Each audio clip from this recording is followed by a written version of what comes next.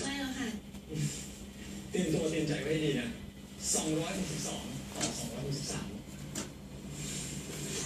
ตกลงคุณเอกให้มัดไปใช่ไหมคะ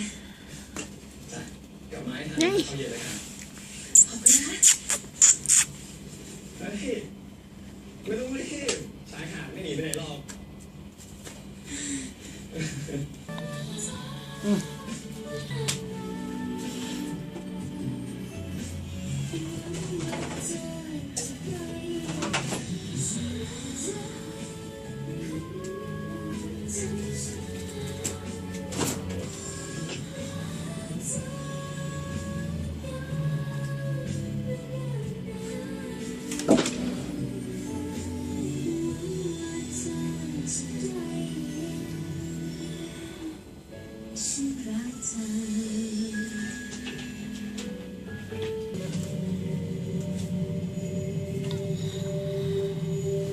นั่น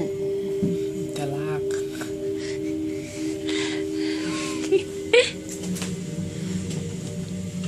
จะรับไปไหนนมผมติดต่อคุณไม่ได้เลยเกิดอะไรขึ้นคุณทำที่ไหนครับที่บ้านคุณเขตตะวันนะคะ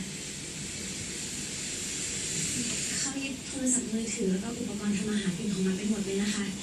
มันเพิ่งได้โทรศัพท์คืนวันนี้ค่ะนี่มันเข้าข่ายกับฐานนุ่งเหนียวนะครับไม่ใช่นะคะเขาดูแลมัดอย่างดีค่ะนี่ป่วยไม่กี่วันก็ออกมาแทนเขาแล้วครับเปล่านะคะมัดพูดตามจริงค่ะ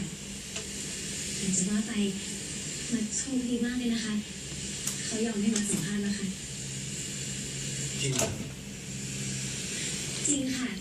เราคุยกันเยอะแยะไปหมดเลยนะคะรับรองบอกว่าต้องปลื้มสุดๆเลยค่ะผมดีใจนะครับมาต้องขอบคุณคุณเชนนะคะที่คอยทั้งผลักทั้งดันมัดให้กำลังใจให้มัดขึ้นสู้กับเขามาตลอดไม่งั้นมัดคงคว้าน้ำเหนือกลับกรุงเทพไปนานแล้วล่ะค่ะ